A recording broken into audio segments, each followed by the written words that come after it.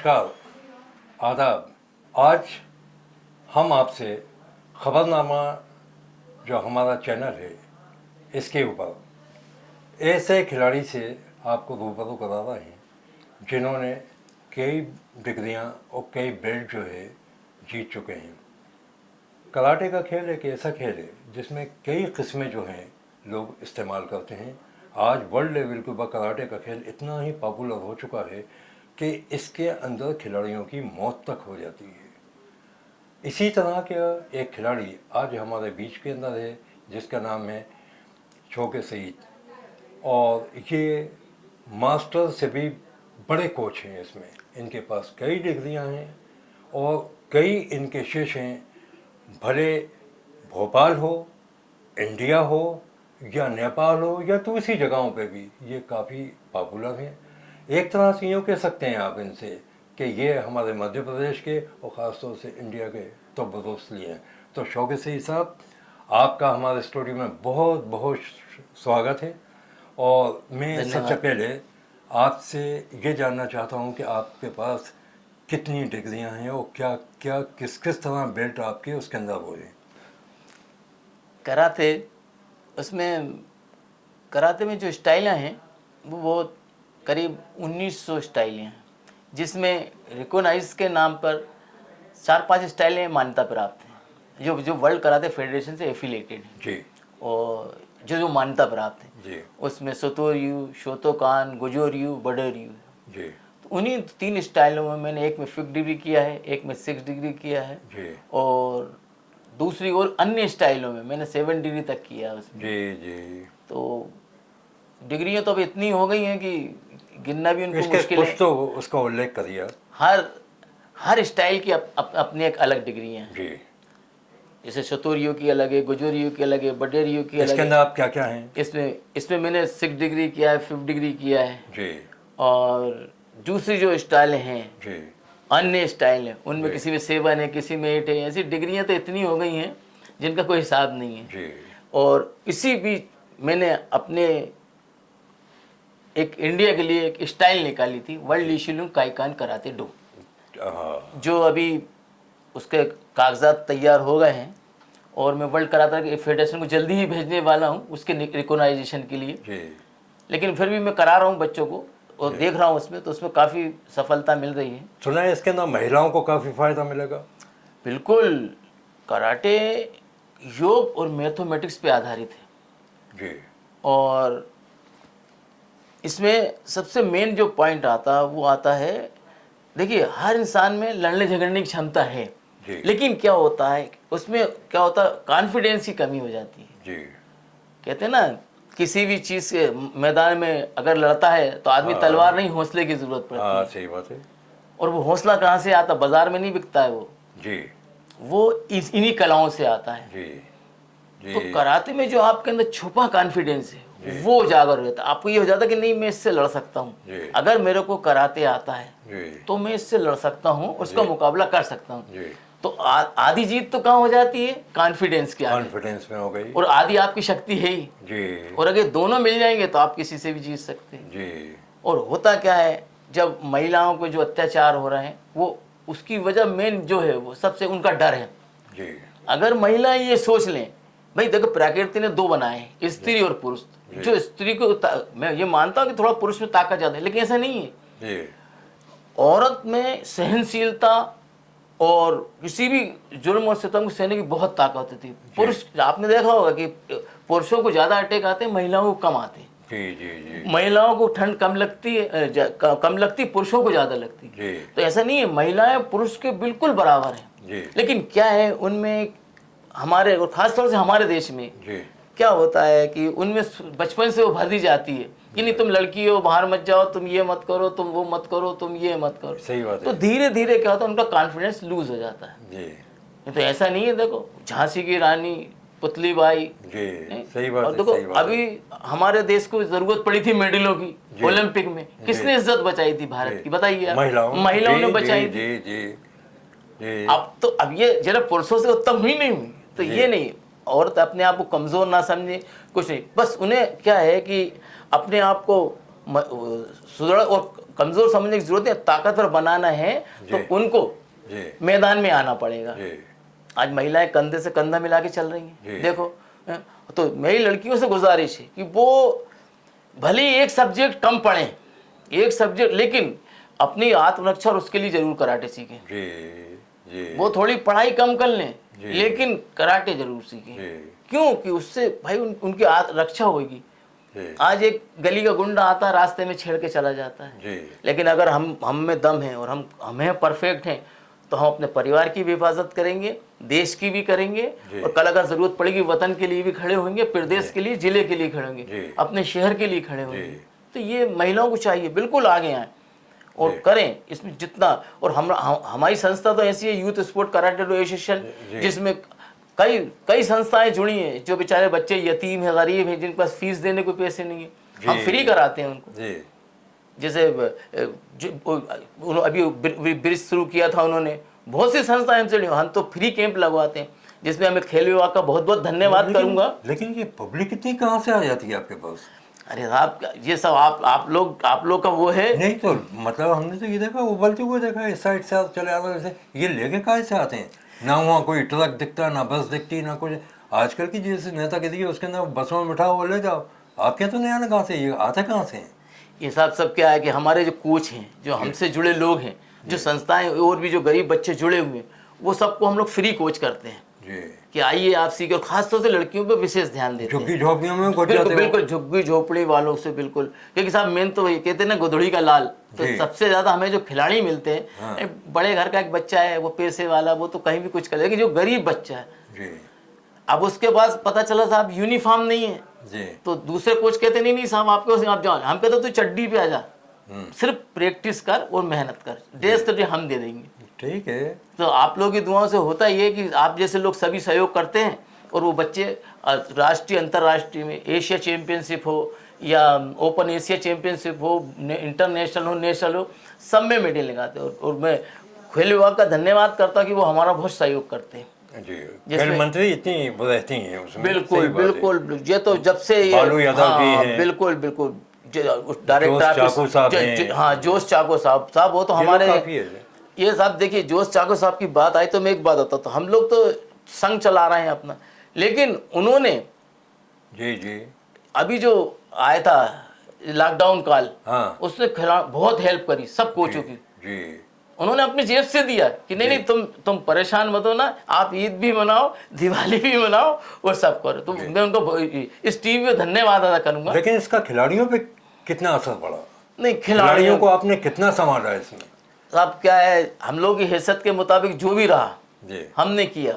उनको अगर ड्रेस नहीं है तो कहीं से भी, किसी से भीख मांगी, भाई आप कर दो साहब, या किसी से कहा इस खिलाड़ी को ये बाहर जाएगा, इसके लिए कुछ कर दें आप।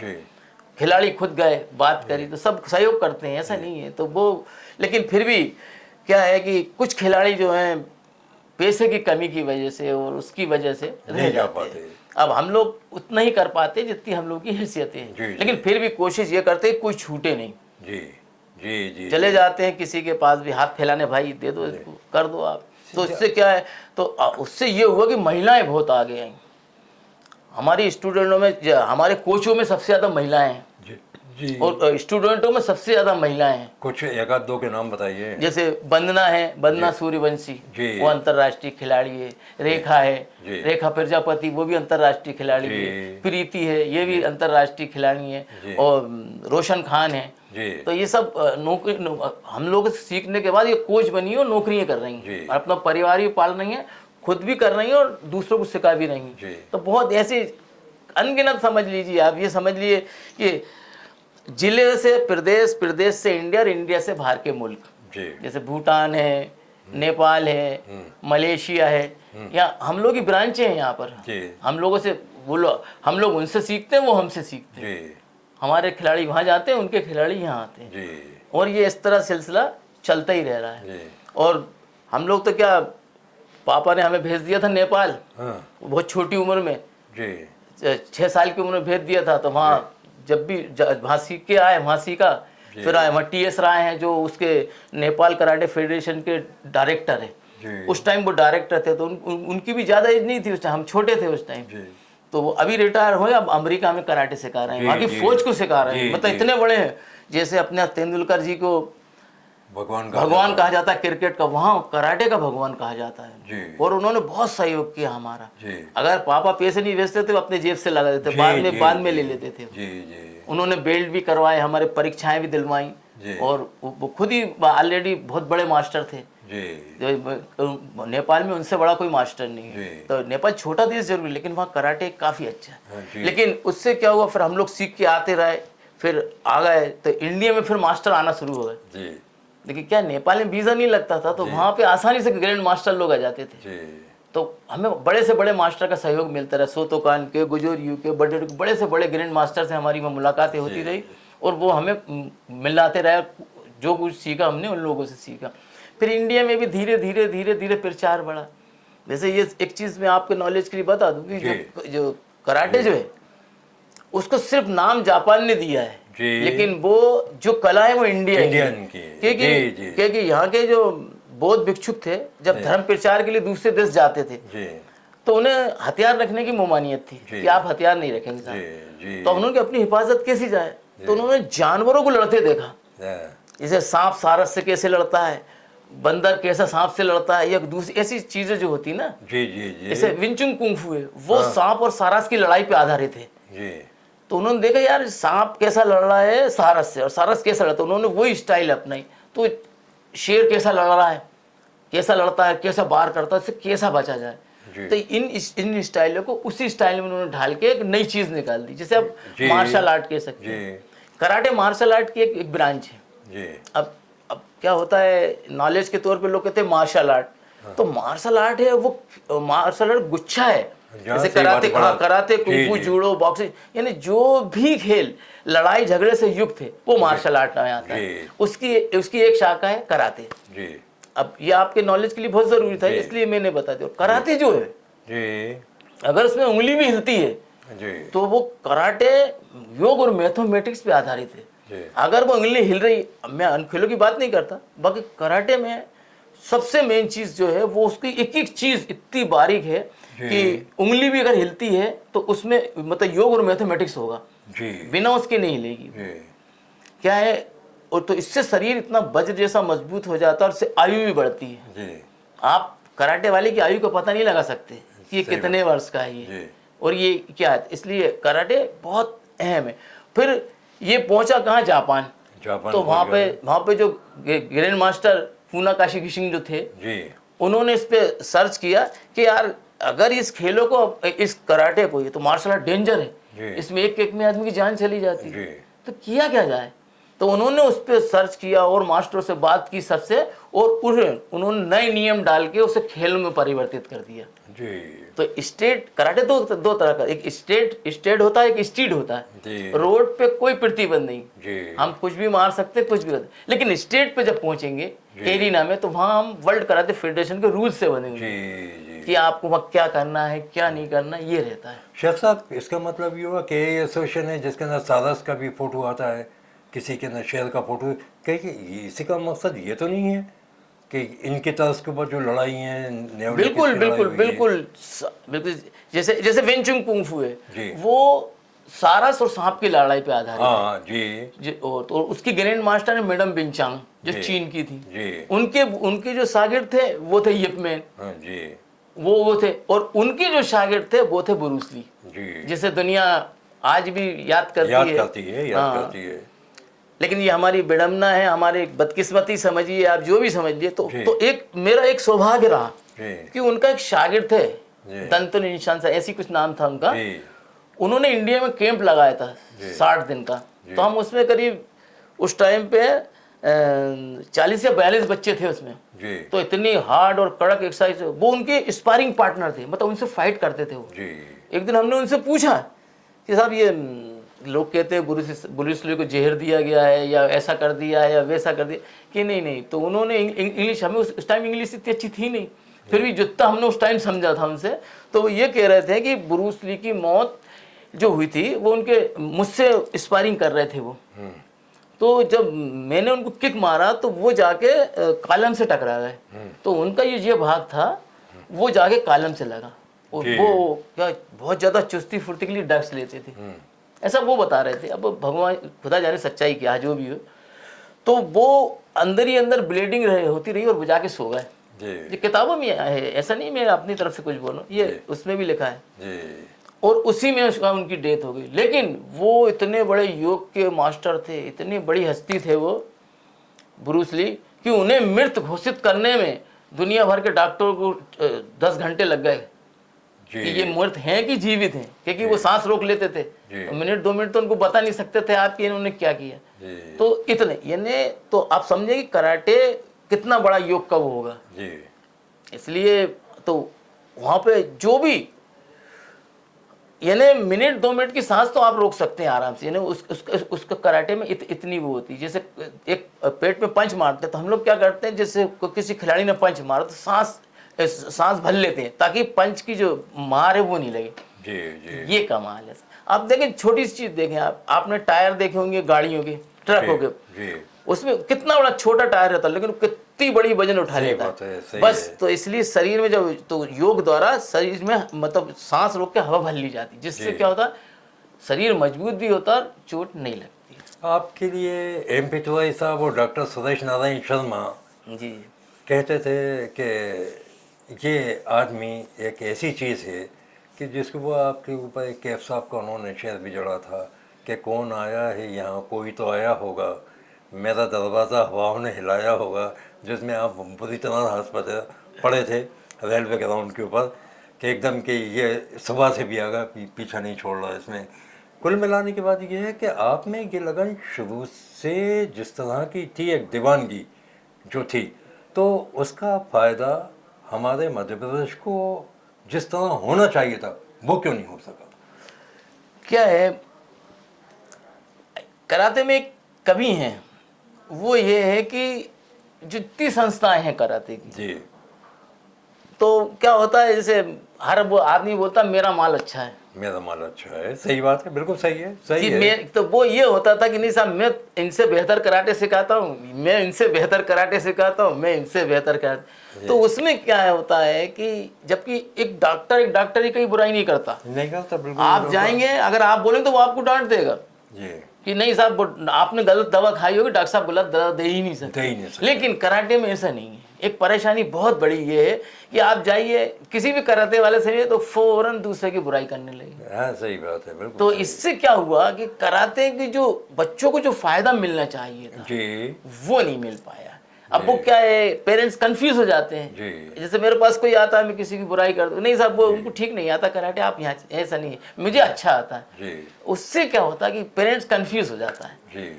और बच्चों को जो फायदा मिलना चाहिए जी। वो नहीं मिल पाता है।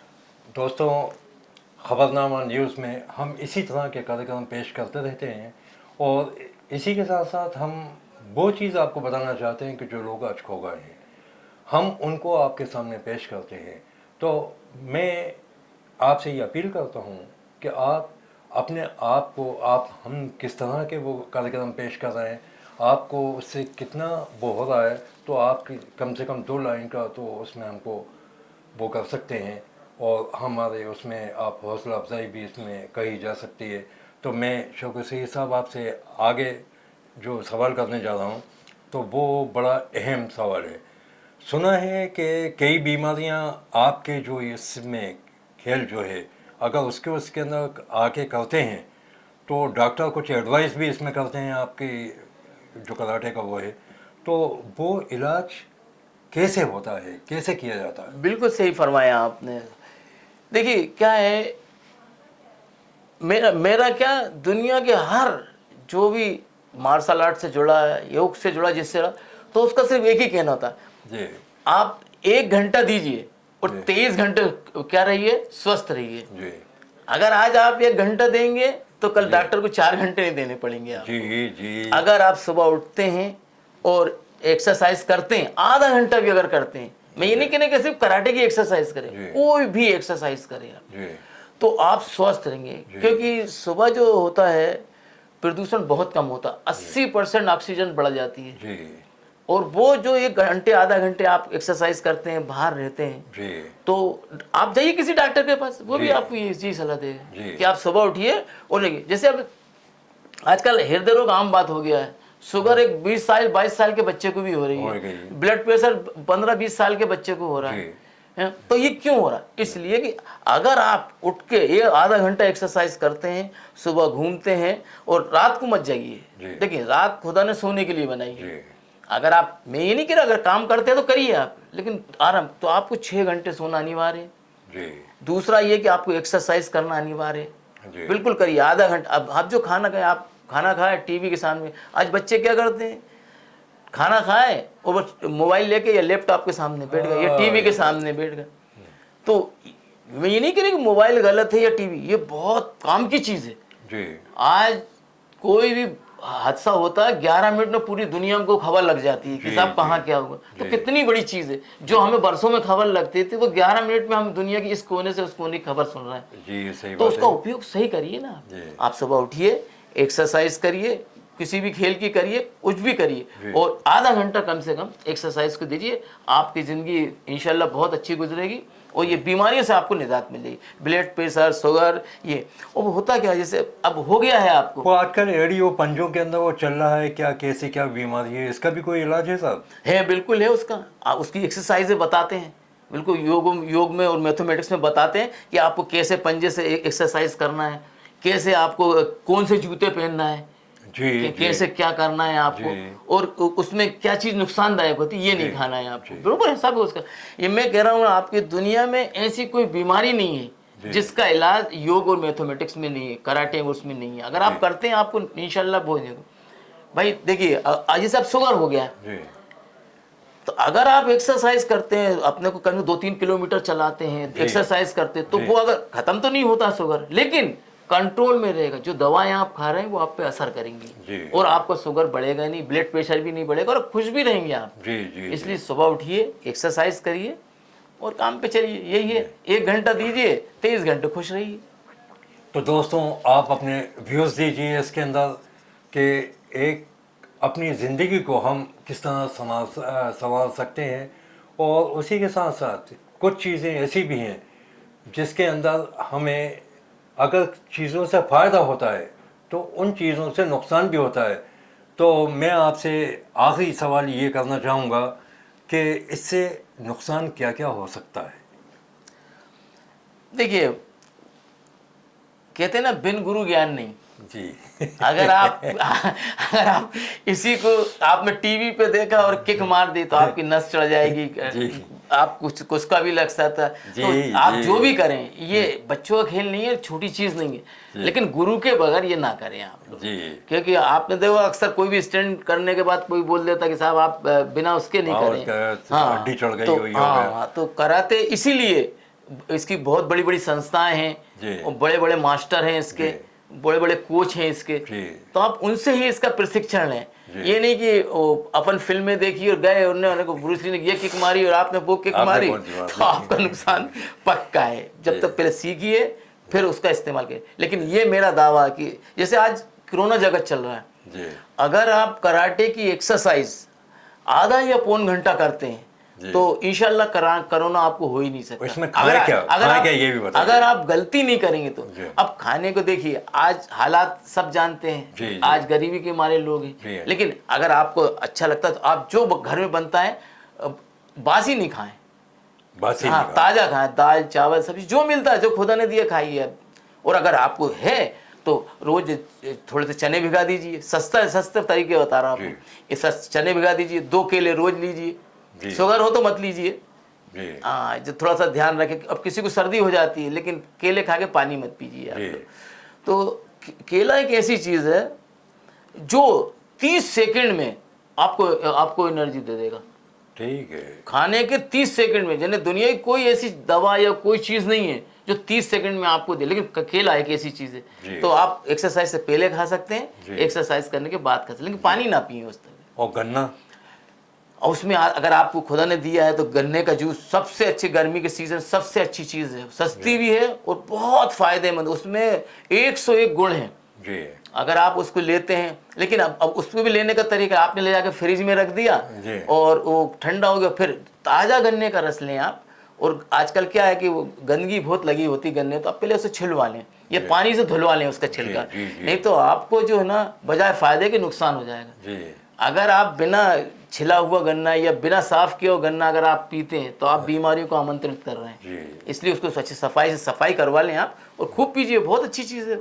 और ये जो भी जूस मिलता है आपको, दूध है, दही है, मक्खन है, अगर खुदा ने आपको दिया खाइए आप, बस मगर एक्सरसाइज करने के बाद खाइए, वरना मोटापा बढ़ेगा।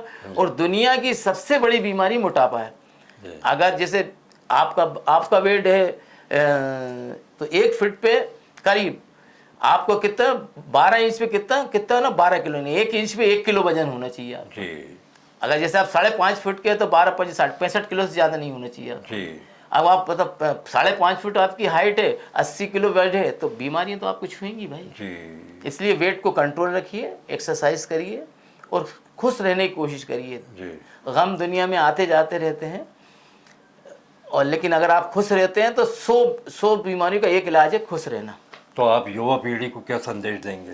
मेरा सबसे बड़ा संदेश ये है युवा पीढ़ी के लिए कि आप आजकल क्या है, युवाओं में सहनशीलता नाम की चीज़ नहीं रह गई है। वो क्या है, बहुत जल्दी चाहते हैं कि हम शॉर्टकट से पैसे वाले बन जाएं, शॉर्टकट से हमें ये चीज़ मिल जाए, शॉर्टकट से नहीं। देखिए क्या है, आप पैदा होते हैं 1 महीने के रहते हैं, धीरे धीरे धीरे बड़े होकर 25 साल में आप जवान होते हैं, तो आप एकदम से तो पहुंच नहीं गए ना। तो आप जब भी कुछ करें तसल्ली से करें, अच्छी पढ़ाई लिखाई करें और अपने माँ बाप का। बच्चे तो ऐसे हैं कि बचपन से बीच में जवानी का वो देखा नहीं, बुढ़ापे के अंदर चलेगा, बचपन से सीधा सिगरेट बीड़ी ये वो सब जो है। नहीं तो ये आदतें कैसे खत्म होंगी? दुनिया की सबसे बड़ी अगर युवाओं पे मार पड़ी तो वो नशे की पड़ी है।